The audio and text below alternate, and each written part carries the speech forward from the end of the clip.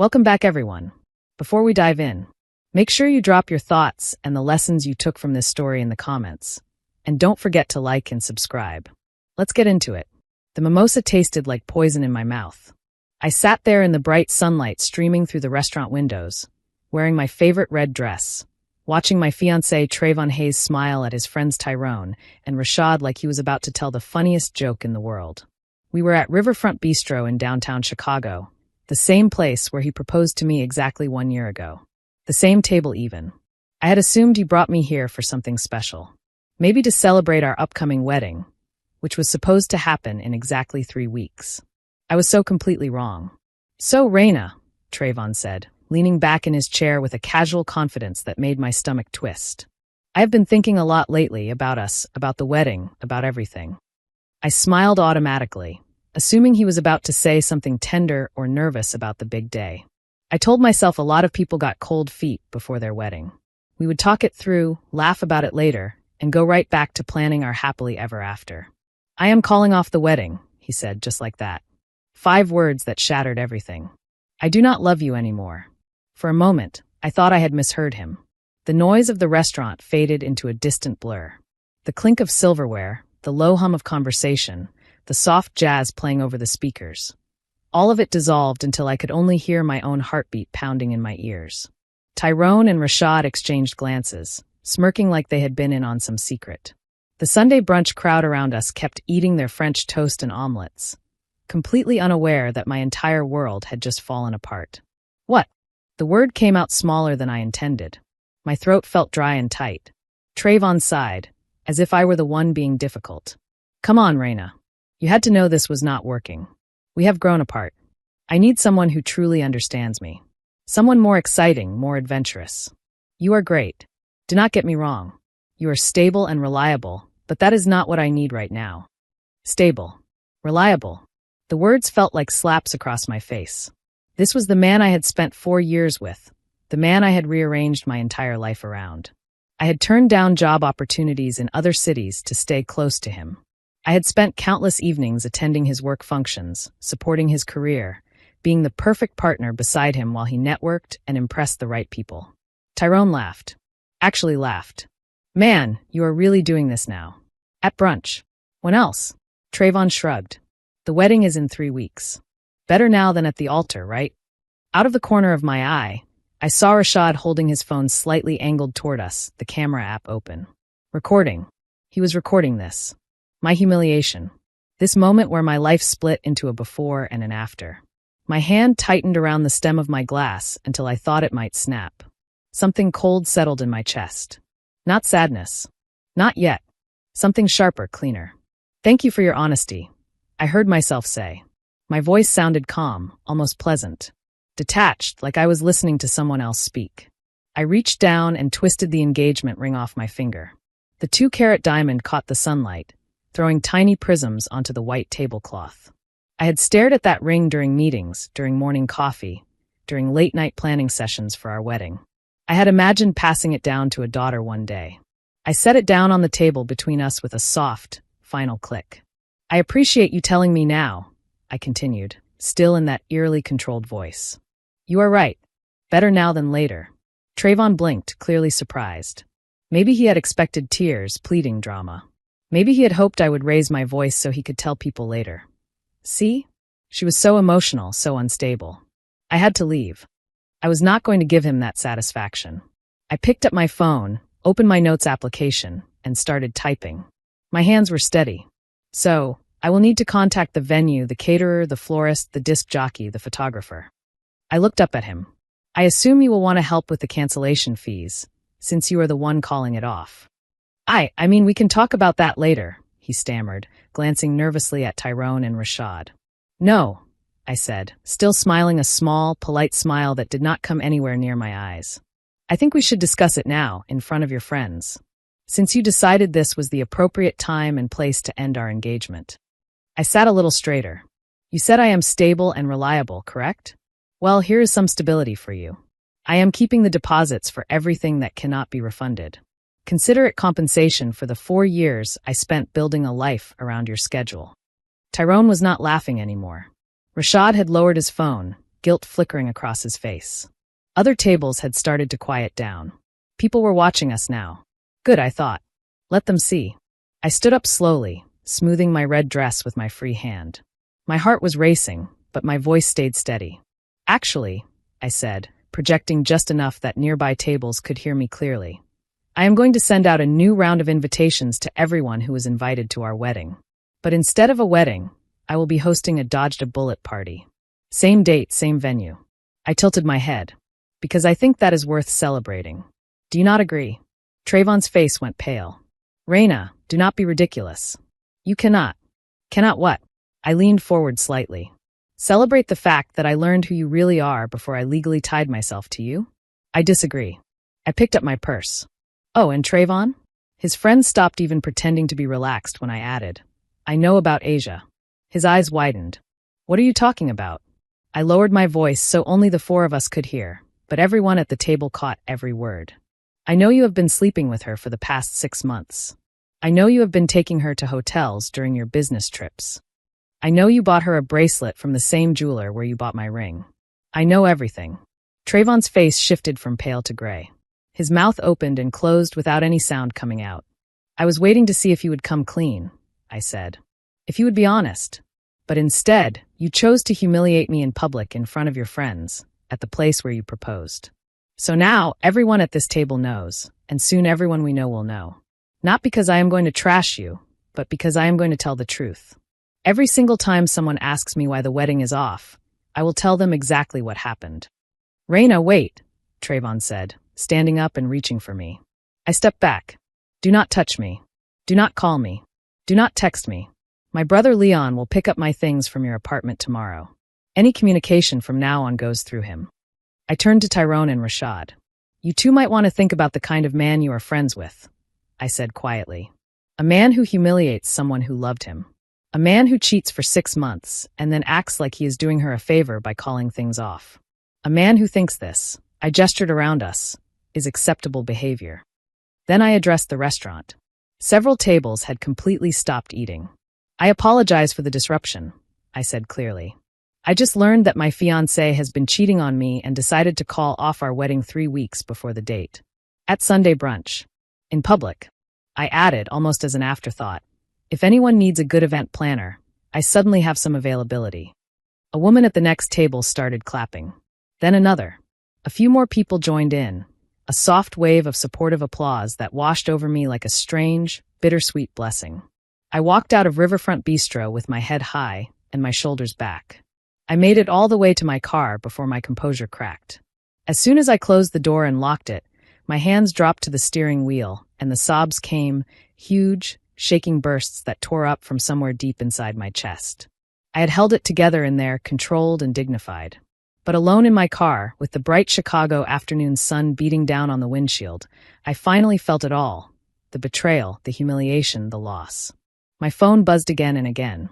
Text messages flooded in faster than I could read them. Through my tears, I saw one from my best friend. Raina, where are you? Someone just posted a video and then deleted it, but I saw enough.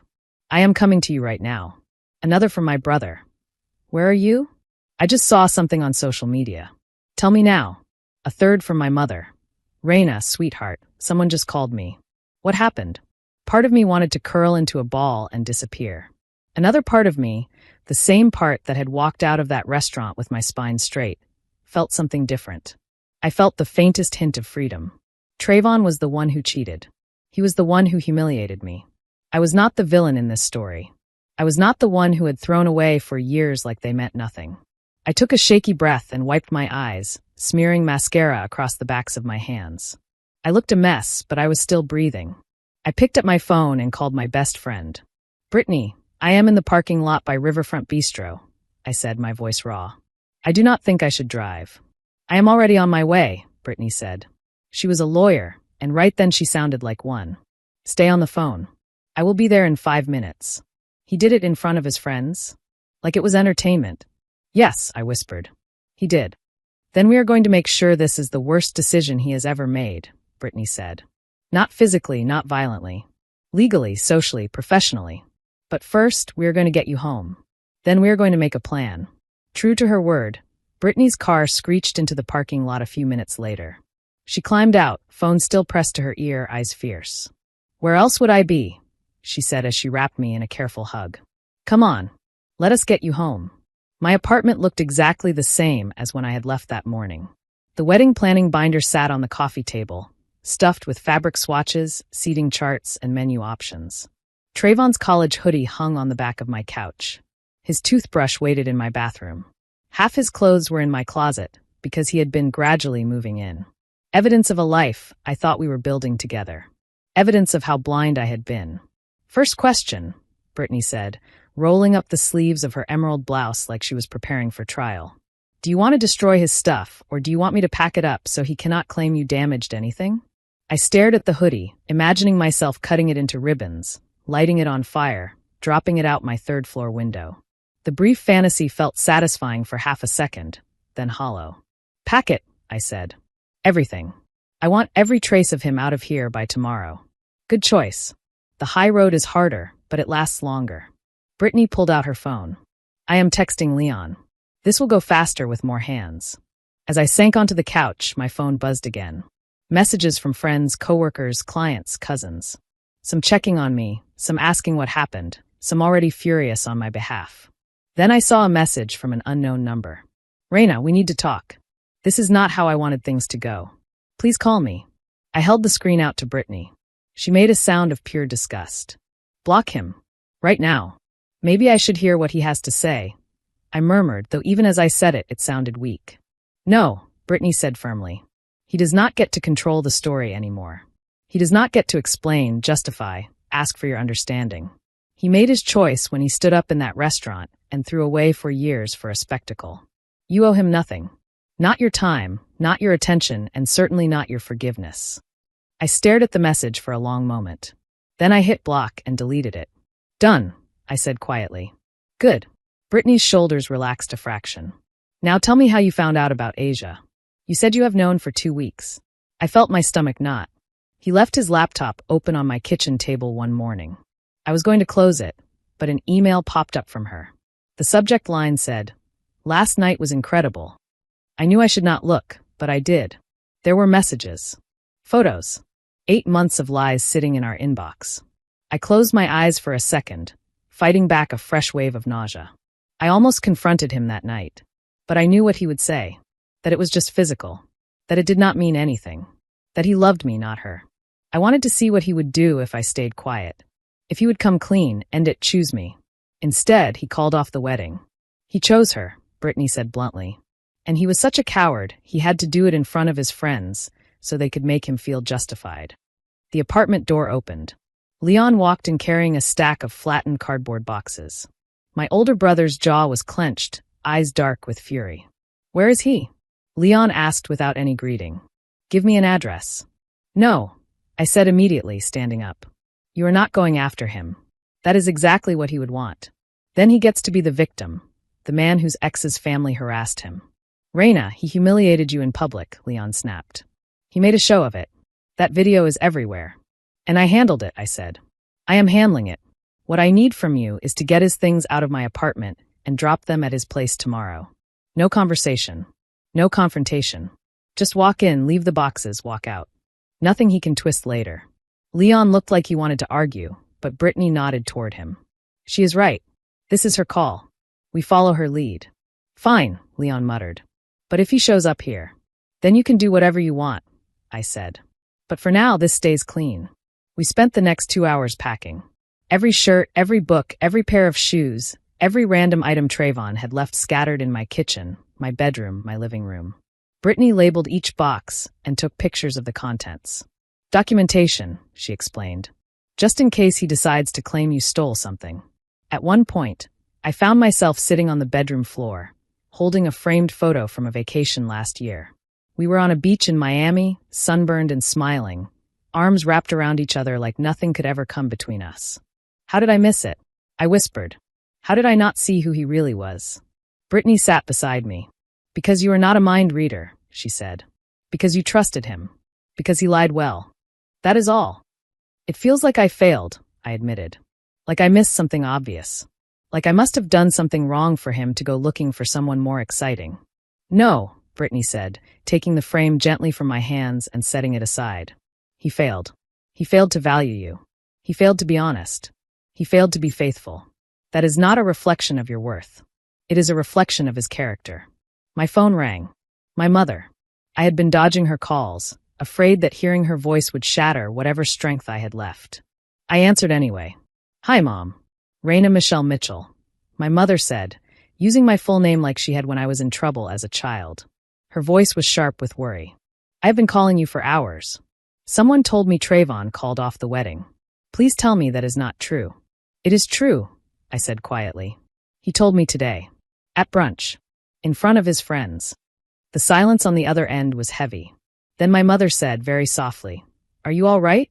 No, I answered honestly. But I will be. Where are you? At my apartment. Brittany and Leon are here. I am on my way, my mother said. Do not argue with me. She hung up before I could respond. By the time my mother arrived, we had stacked Trayvon's boxes by the front door. She swept in like a storm in a teal dress and low heels, took one look at my face, and pulled me into a hug so tight I could barely breathe. My baby, she whispered. My sweet girl. I started crying again, big ugly sobs that soaked her shoulder. She just held me and stroked my hair, murmuring soothing nonsense the way she had when I was small and woke up from nightmares. When I finally pulled away, she looked at the boxes. Leon, you are taking these to him tomorrow morning. No conversation. No shouting. Just drop them and leave. Yes, ma'am, Leon said. My mother turned back to me. And what are you doing? I wiped my eyes. I am throwing a party, I said. At the venue where the wedding was supposed to be. A dodged-a-bullet party. My mother studied me for a long beat. Then, to my surprise, she smiled, small but proud. That is my daughter, she said, turning pain into power. She squeezed my hands. All right, then let us figure out how to make it the best party this city has ever seen. We ordered Chinese food, spread cartons across the coffee table beside the abandoned wedding binder, and opened it together. Brittany grabbed her laptop. My mother pulled out reading glasses. Leon flipped channels on the television with the sound off, glancing over occasionally. We need an announcement, my mother said. Classy. No trash talking. No bitterness. Simple and strong. How about this? Brittany said, typing quickly. Due to unforeseen circumstances, the wedding of Raina Mitchell and Trayvon Hayes has been canceled. However, Raina will still be celebrating on the original date at the original venue. Please join her for a new beginning party to honor fresh starts and second chances. Dress code. Your most vibrant outfit. Bring your joy. I felt my chest loosen a little. I love it, I said. It is perfect. Clear without being messy. Do we mention why? Leon asked. No need, my mother said briskly. Everyone who needs to know already does, or will by tomorrow. The rest can draw their own conclusions. We stayed up late planning. The party would keep the same venue, Lakeside Gardens on the edge of the city, but instead of a ceremony and formal reception, there would be cocktail tables, a live band, a disc jockey for later, photo booths, a wild, colorful cake, and a dress code that required people to show up in their brightest clothing. No speeches about marriage. No slideshow of couple memories. Just a celebration of survival and freedom. The next morning, I woke up to the smell of coffee and my mother's voice drifting from the kitchen as she gave rapid-fire updates to relatives. No, she is not falling apart, she said to one aunt. She is handling it beautifully. Yes, there is going to be a party. No, you do not need to call Trayvon. My eyes were puffy. My body felt like it had been hit by a truck. But I was upright. My mother set a plate of eggs and toast in front of me. You need your strength, she said. We have cancellations to make and a party to plan. How did you know Dad was the right one? I asked after a few bites. How did you know he would not do something like this? My parents had been married for 35 years. High school sweethearts who still held hands when they walked through the park. I did not know with absolute certainty, my mother said. No one ever does. Love always involves risk. What I did know was that your father was consistent. He showed up. He kept his word. He treated me with respect even when we disagreed. He never made me feel like I had to become someone else to be worthy of his love. Trayvon made me feel like that, I admitted. Like I had to be more adventurous, more exciting, less me. Then he was not your person, she said simply.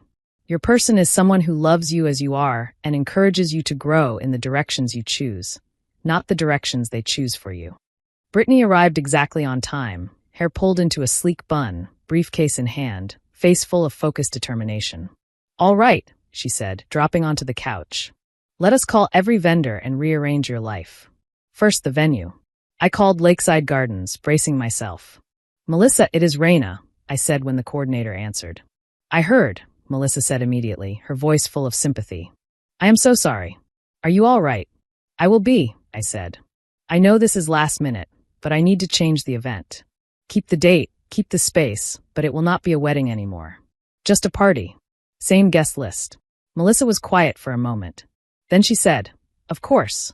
And keep all your deposits. Consider it our gift. What he did was cruel. You deserve this night." I pressed my hand against my chest. "Thank you. That means more than you know." Next came the caterer. Then the florist, who had been planning soft white and green arrangements. "Scrap the white roses," I said. "I want color, red, orange, purple, blue. I want the room to look like celebration exploded inside it." The florist laughed softly. "I love it. And Raina, good for you. Do not hide.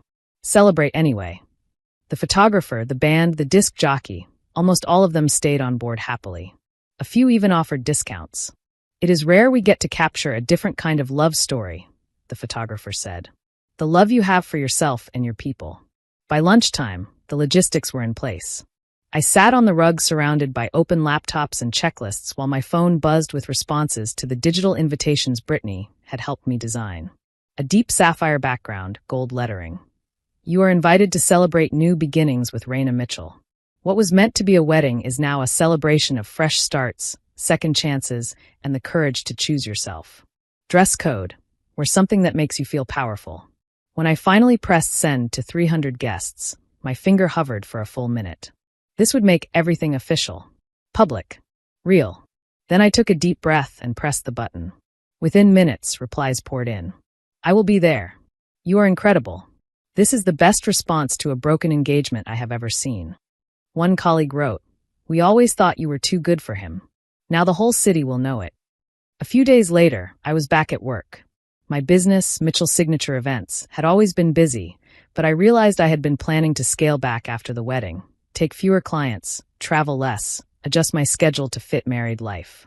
Now, sitting in my modest office overlooking a neighborhood park, I saw my calendar with new eyes.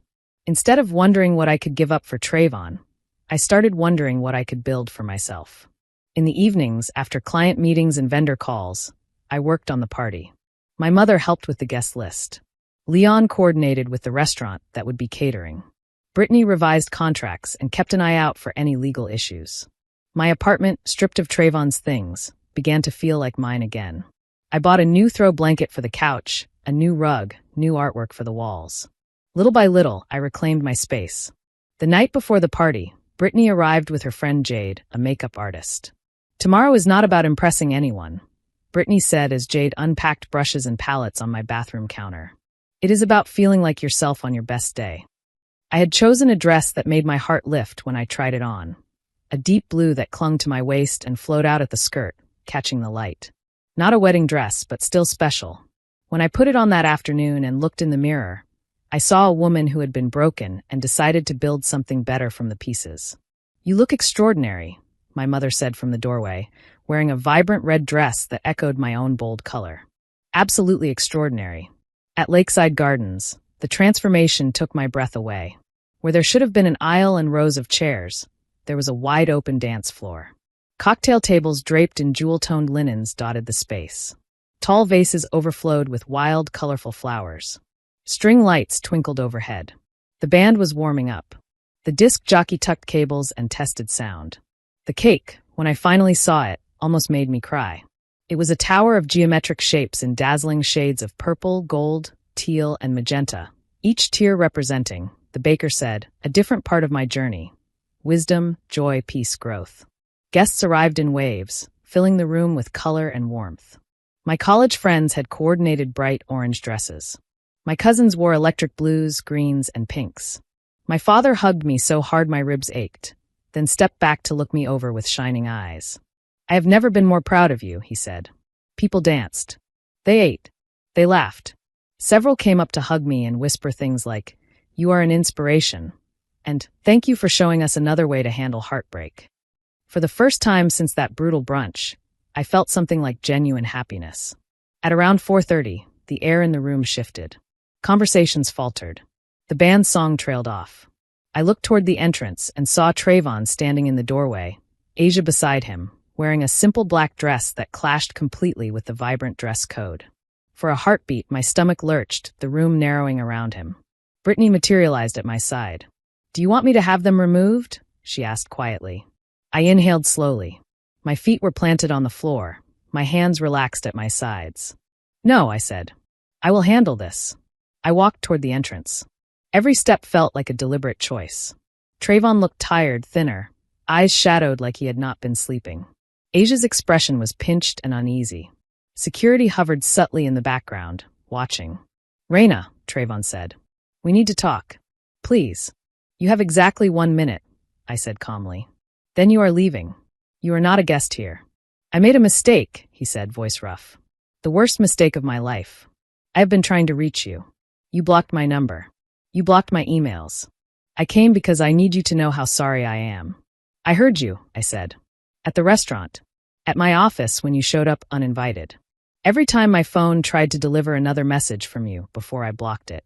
But let us be clear. I did not call you here. You chose to walk into a celebration that has nothing to do with you. Reina, I love you. I want you back. We can go to counseling. We can postpone the wedding. We can figure this out," he said. Asia was a mistake. I looked at him for a long moment. There had been a time when those words would have broken me open, when I would have grabbed at any chance to fix us. Now, looking at the tired, desperate man in front of me, I felt nothing but a distant, quiet pity. "You do not love me," I said. "You love the comfort I gave you. You love the fact that I was stable and reliable. You love having someone to come home to when your excitement wears off. But real love does not humiliate someone at brunch. Real love does not negotiate their worth based on how adventurous they are." Asia finally spoke. "Reina, I am sorry," she said. "When I met him, he told me things were complicated. When I finally realized you existed, I should have walked away. I did not. I am sorry." I lifted my hand slightly. "I do not need your apology," I said. "What I need is distance. This party is for people who care about me. You two do not qualify." I turned to security. "Please escort them out." Trayvon tried one last time.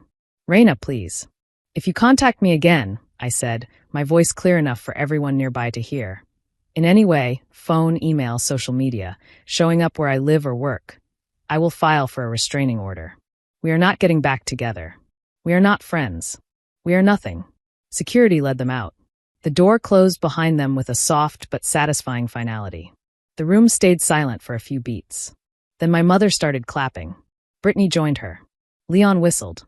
Guests applauded, some cheering outright. The band slid into "I Will Survive," and someone pressed a glass of champagne into my hand. I laughed. Really laughed. For the rest of the night, I danced until my feet hurt, hugged until my arms ached, and let people celebrate me in a way I had never allowed before. It was not the wedding I had imagined, but it was something better. A public declaration that I was choosing myself.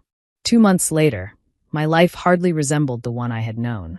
Mitchell's signature events had exploded with new clients. An online magazine had reached out to write a profile on the event planner who turned her broken engagement into a celebration. I had agreed on the condition that the piece focus on my work, not just my heartbreak. The article led to more inquiries than I could handle alone. I hired an assistant, Ashley Moore, and started looking for a larger office.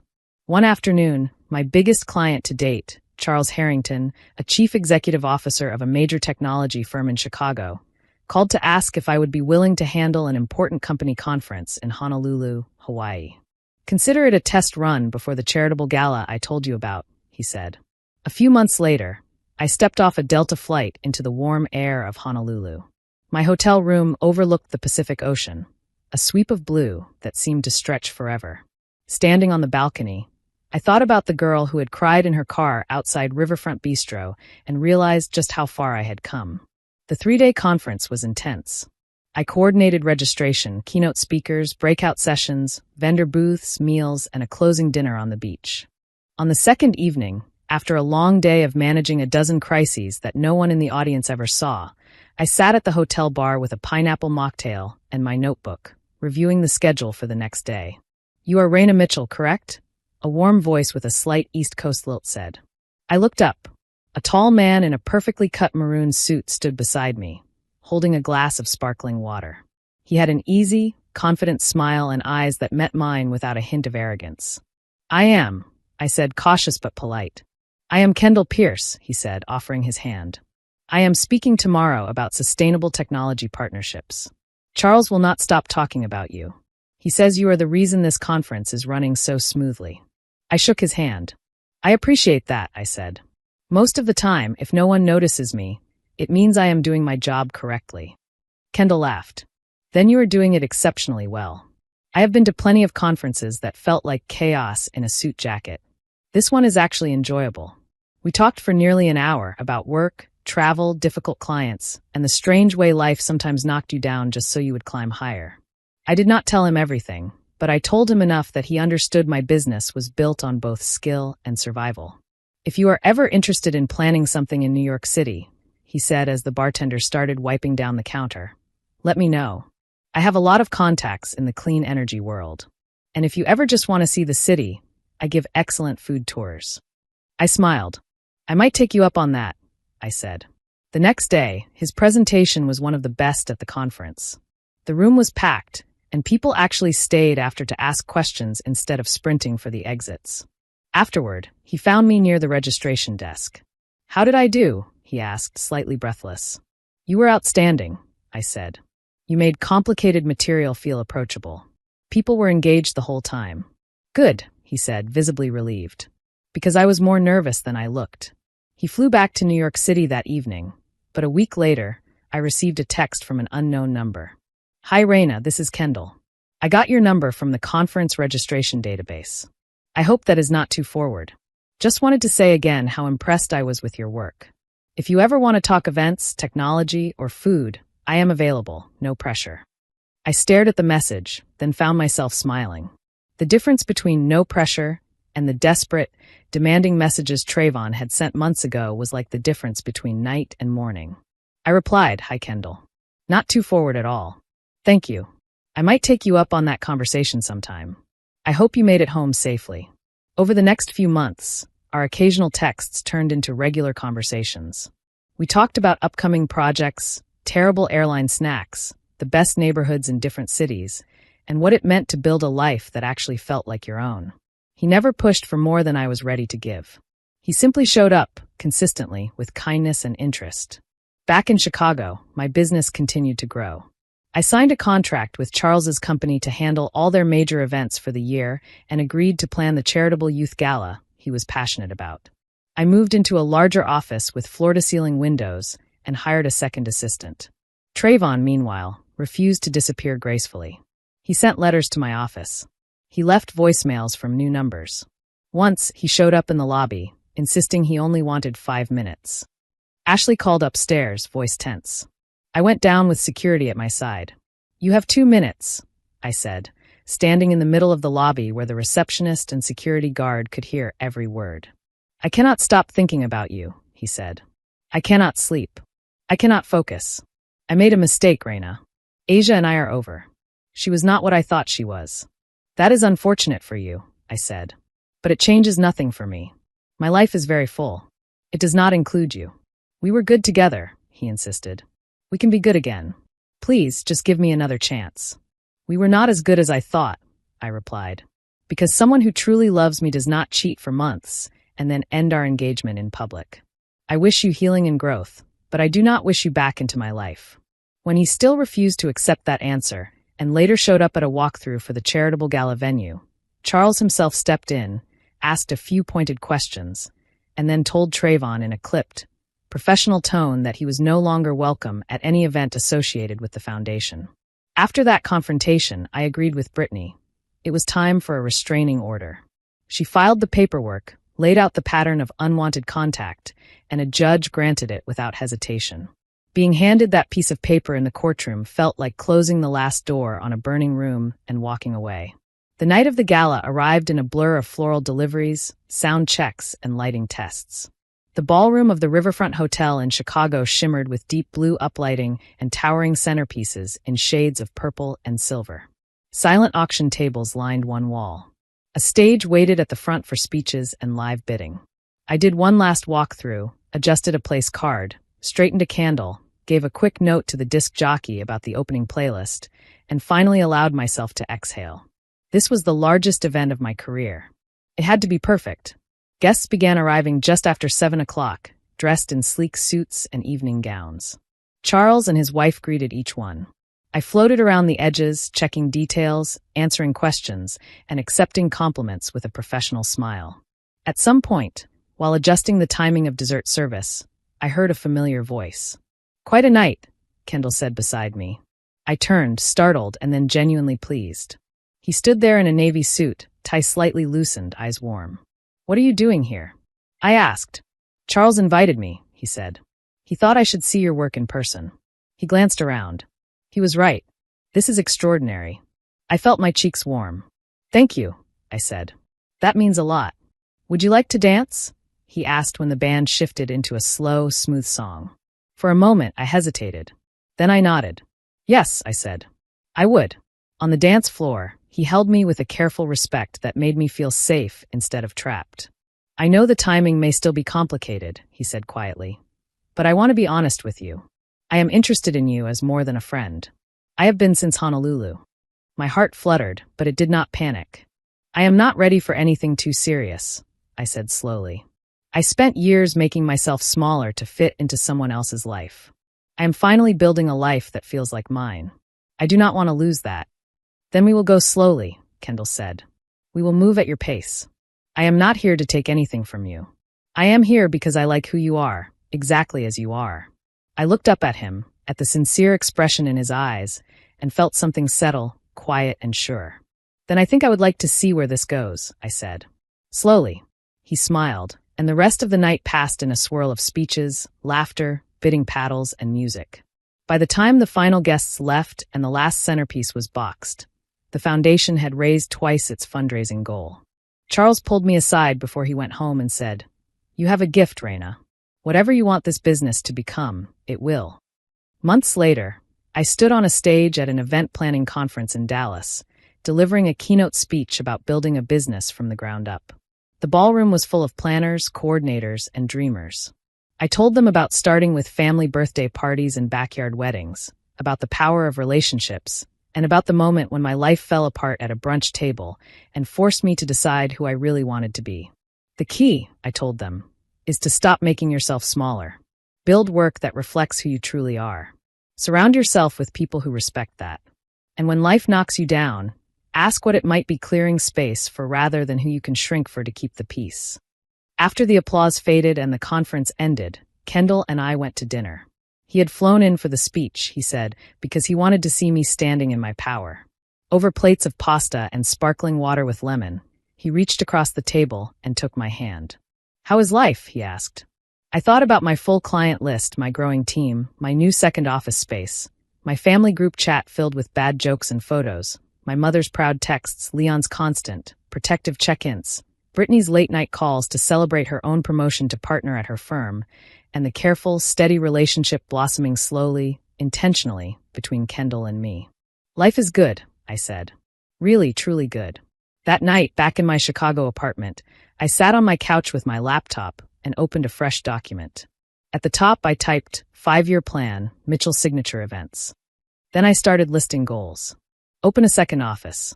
Mentor young planners from underrepresented backgrounds. Plan more charitable galas. Build a team that could handle events across the country. Travel, but on my own terms. As the cursor blinked at the end of each line, I felt a deep, steady gratitude. For my work. For my people. For the strength I had discovered in myself. For the fact that a man who tried to break me at brunch had inadvertently pushed me toward a life that was wider, brighter, and truer than anything I had imagined while sitting across from him at that table. My phone buzzed. A text from Leon, just checking in. "How is my favorite sister?" I smiled and typed back, "Life is perfect." Actually, genuinely perfect. Then I set my phone down, took a sip of tea, and kept writing my plans for a future that finally, fully belonged to me. If you enjoyed this story, please like, comment, and share this video with your friends. Subscribe and turn on the notification bell so you never miss a powerful story drop.